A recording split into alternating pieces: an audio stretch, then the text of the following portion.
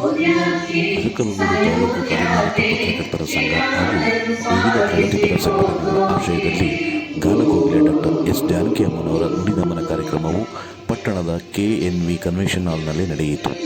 ಕಾರ್ಯಕ್ರಮಕ್ಕೆ ಚಾಲನೆ ನೀಡಿ ಮಾತನಾಡಿದ ಜಿಲ್ಲಾ ಪತ್ರಕರ್ತರ ಸಂಘದ ಮಾಜಿ ಅಧ್ಯಕ್ಷ ರವೀನಾ ಕಲಾಗೂರು ಅವರು, ಇದೇ ಮೊದಲ ಬಾರಿಗೆ ಜಿಲ್ಲೆಯ ಎಲ್ಲ ಕಡೆ ಜಾನಕಿ ಅಮ್ಮನವರ ಗೌರವ ಸಲ್ಲಿಸುವ ಕಾರ್ಯಕ್ರಮ ನಡೆಯುತ್ತಿರುವುದು ಅವರ ಗಾಯನ ಕಲಾ ಸೇವೆಗೆ ದೊರೆತ ಹೃದಯಸ್ಪರ್ಶಿ ಗೌರವ ಸಮರ್ಪಣೆಯಾಗಿದೆ. ಭಾರತೀಯ ಚಿತ್ರರಂಗದ ಇತಿಹಾಸದಲ್ಲಿ ಎಲ್ಲ ಭಾಷೆಗಳಲ್ಲಿಯೂ ಹಾಡುಗಳನ್ನು ಹಾಡುವ ಮೂಲಕ ಮನೆಮಾತಾಗಿದ್ದ ಜಾನಕಿ ಅಮ್ಮನವರು ನಮ್ಮ ಭಾಷೆ, ನೆಲ, ಜಲದಲ್ಲಿ ಅಂತಿಮ ಯಾನ ಮುಗಿಸಿರುವುದು ಕನ್ನಡಿಗರಿಗೆ ಸಿಕ್ಕ ದೊಡ್ಡ ಗೌರವ ಸಮರ್ಪಣೆಯಾಗಿದೆ. ಅವರ ದೇಹ ಮಣ್ಣನ್ನು ಸೇರಿರಬಹುದು, ಆದರೆ ಅವರ ಹಾಡುಗಳು ಎಷ್ಟೇ ವರ್ಷಗಳು ಕಳೆದರೂ ನಿತ್ಯವೂ ನಮಗೆ ಜೀವಂತಿಕೆಯಾಗಿಸುತ್ತವೆ. ಅಲ್ಲದೆ ನಮ್ಮೊಂದಿಗೆ ಹಾಡುಗಳ ಮೂಲಕ ಜೀವಿಸುತ್ತಿದ್ದಾರೆ ಎಂದು ಅವರು ಹೇಳಿದರು. ವಿಷ್ಣು ಸೇನಾ ಸಮಿತಿ ಅಧ್ಯಕ್ಷ ವಿಷ್ಣು ಪ್ರಕಾಶ್, ಹಿರಿಯ ಪತ್ರಕರ್ತ ಟಿ ವಿಜಯಕುಮಾರ್ ಮಾತನಾಡಿ, ಅರಕಲಗೂಡು ಎಲ್ಲ ಕಲೆಗಳಲ್ಲಿಯೂ ದೊಡ್ಡ ಕಲಾವಿದರನ್ನು ನಾಡಿಗೆ ನೀಡಿದೆ. ಇಂತಹ ಪುಣ್ಯಕ್ಷೇತ್ರದಲ್ಲಿ 48,000ಕ್ಕೂ ಅಧಿಕ ಹಾಡುಗಳನ್ನು ಹಾಡಿ ಕನ್ನಡ ಚಿತ್ರರಂಗ ಭಾಷೆಯನ್ನು ಮಾತೃಭಾಷೆಯನ್ನಾಗಿ ಮೈಗೂಡಿಸಿಕೊಂಡು ಸಾಂಸ್ಕೃತಿಕ ನಗರಿ ಮೈಸೂರು ಜಿಲ್ಲೆಯಲ್ಲಿ ತಮ್ಮ ಅಂತಿಮ ಯಾನ ಪೂರ್ಣಗೊಳಿಸಿಕೊಂಡಿರುವ ಎಸ್ ಜಾನಕಿ ಅಮ್ಮನವರು ನುಡಿನಮನ ಕಾರ್ಯಕ್ರಮಕ್ಕೆ ಹೆಚ್ಚು ಅರ್ಥಪೂರ್ಣವಾಗಿ ಆಯೋಜನೆ ಮಾಡಿರುವುದು ಜಾನಕಿ ಅಮ್ಮನವರ ಗೌರವವನ್ನು ಹೆಚ್ಚಿಸಿದೆ. ಅಲ್ಲದೆ ಸ್ಥಳೀಯ ಕಲಾವಿದರನ್ನು ಗುರುತಿಸಿ ಅವರನ್ನು ಪ್ರೋತ್ಸಾಹಿಸುವ ಕೆಲಸ ಶ್ಲಾಘನೀಯವಾಗಿದೆ. ಇಂದಿನ ಕಾರ್ಯಕ್ರಮದಲ್ಲಿ ನೂರಾರು ಸಂಖ್ಯೆಯಲ್ಲಿ ಮಹಿಳೆಯರು, ಪುರುಷರು, ಯುವಕ ಯುವತಿಯರು, ನಿವೃತ್ತ ನೌಕರರು ಪಾಲ್ಗೊಂಡು ಕಾರ್ಯಕ್ರಮಕ್ಕೆ ಅಭೂತಪೂರ್ವ ಬೆಂಬಲ ನೀಡಿರುವುದನ್ನು ಇಡೀ ಸಂಘಟನೆಗಳ ಪರವಾಗಿ ಅಭಿನಂದನೆ ಸಲ್ಲಿಸುತ್ತೇನೆ ಎಂದು ತಿಳಿಸಿದರು. ಜಯದೇವ ಹೃದ್ರೋಗ ಆಸ್ಪತ್ರೆ ವೈದ್ಯ ಡಾಕ್ಟರ್ ಮೋಹನ್ ಅವರು ಸಹ ಕಾರ್ಯಕ್ರಮದಲ್ಲಿ ಪಾಲ್ಗೊಂಡು ಮಾತನಾಡಿದರು.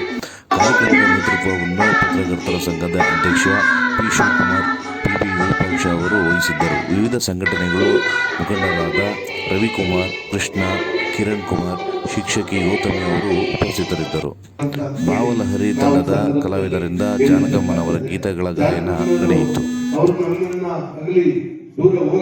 ಧನ್ಯವಾದವನ್ನ ಸಲ್ಲಿಸಬೇಕಾಗ್ತದೆ ಅಂತ ಹೇಳ್ತಾ, ಇವರು ಕನ್ನಡ ನಾಡಿನಲ್ಲಿ ಹುಟ್ಟದಿದ್ದರೂ ಕೂಡ ಕನ್ನಡ ನಾಡಿಗೆ ತಮ್ಮನ್ನ ಅವರು ಸಮರ್ಪಣೆಯನ್ನ ಮಾಡಿಕೊಡುವ ಮೂಲಕ ಮೈಸೂರಿನಲ್ಲಿ ನಾನು ಇರಬೇಕು, ಮೈಸೂರಿನಲ್ಲಿ ನನ್ನ ಅಂತ್ಯದ ದಿನಗಳನ್ನು ಕಳೆಯಬೇಕು, ನನ್ನ ಅಂತ್ಯದ ಸಂದರ್ಭದಲ್ಲಿ ಅಂತ್ಯ ಸಂಸ್ಕಾರವೂ ಕೂಡ ಮೈಸೂರಿನಲ್ಲಿ ಆಗಬೇಕು ಅಂತೇಳಿ ಅವರು ಆಸೆ ಪಟ್ಟದ್ದು. ಯಾಕಪ್ಪ ಅಂದ್ರೆ ಸಾಂಸ್ಕೃತಿಕ ನಗರಿ ನಮ್ಮ ಭಾರತ ದೇಶದಲ್ಲಿ ಇದ್ರೆ ಅದು ಮೈಸೂರು ಜಿಲ್ಲೆ, ನಮ್ಮ ಹಳೆಯ ಮೈಸೂರು ರಾಜ್ಯ.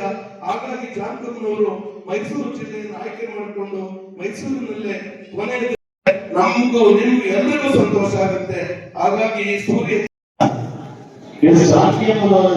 ಕಾರ್ಯಕ್ರಮ ತುಂಬಾ ಅಚ್ಚುಕಟ್ಟಾಗಿ ಮೂಡಿಸಲು ನಮ್ಮ ಮಹಾನಗರಿ ತಂಡದ ಕಲಾವಿದರು ಜೀವನಗಳನ್ನು ಹಾಡು ಹಾಡುವ ಮೂಲಕ ತಂದುಕೊಂಡಿದ್ದಾರೆ.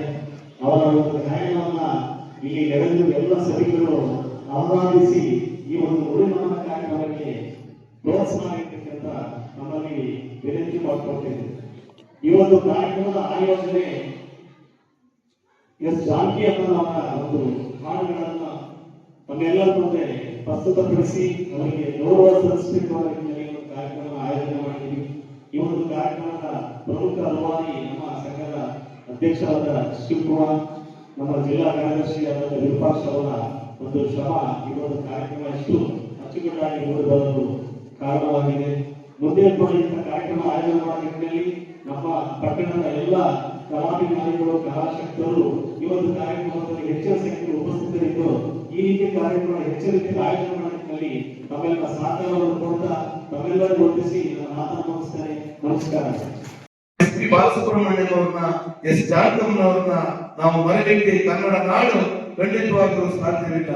ನೆಲಜಲ ಭಾಷೆಗಾಗಿ, ನಮ್ಮೆಲ್ಲರ ಸಂತೋಷಕ್ಕಾಗಿ ಅವರ ಜೀವನವನ್ನೇ ಮುಡುಪಾಗಿಟ್ಟು ಬದುಕಿನ ಕೊನೆಯ ಕ್ಷಣದವರೆಗೂ ಅವರು ಆಸ್ಪತ್ರೆಗೆ ಸೇರುವ ಇಂದಿನ ದಿನದವರೆಗೂ ಅವರು ಕನ್ನಡದ ಹಾಡನ್ನ ಹೇಳುವುದರ ಮೂಲಕ ಕನ್ನಡದ ಆಸ್ತಿಯಾಗಿ ಇವತ್ತು ಅವರು ನಮ್ಮನ್ನು ಅಗಲಿದ್ದಾರೆ.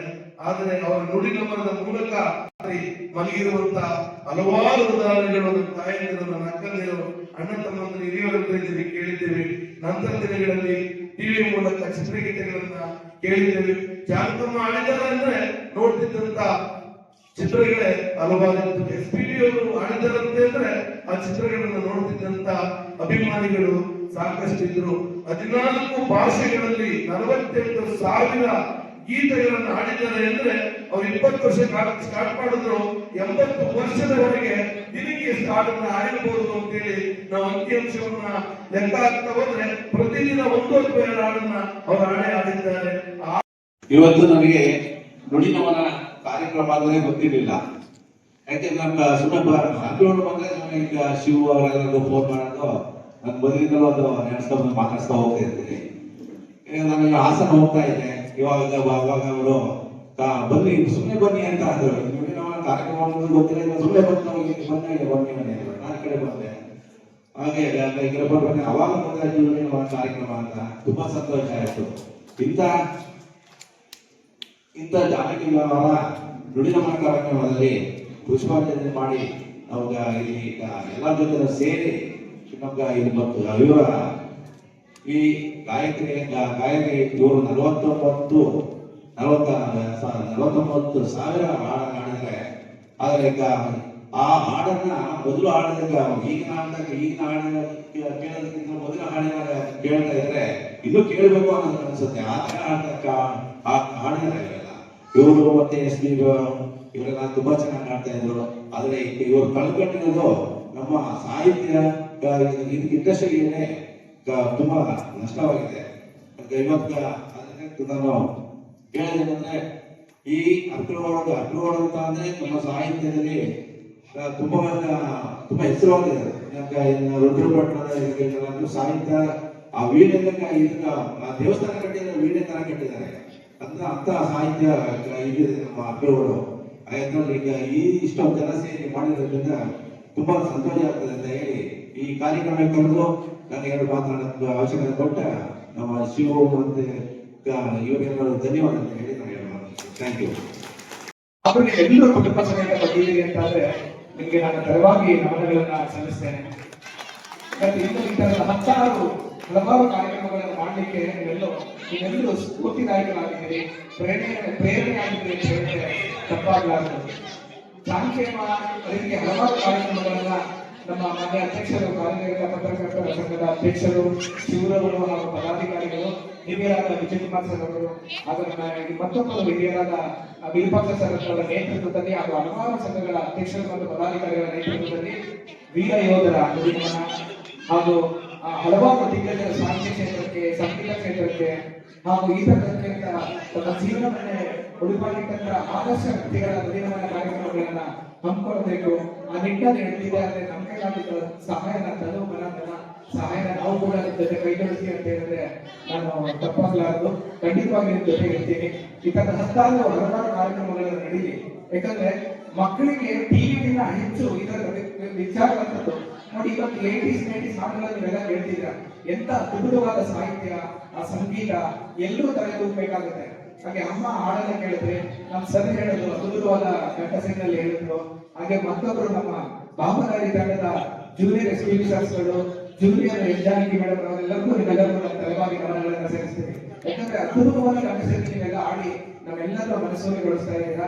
ಹಾಗೆ ಈ ತರದ ಹೆಚ್ಚೆಚ್ಚು ಕಾರ್ಯಕ್ರಮಗಳು ಆಗಲಿ.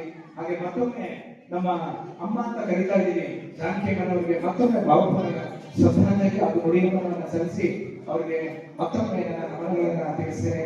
ಜೈ ಕರ್ನಾಟಕ.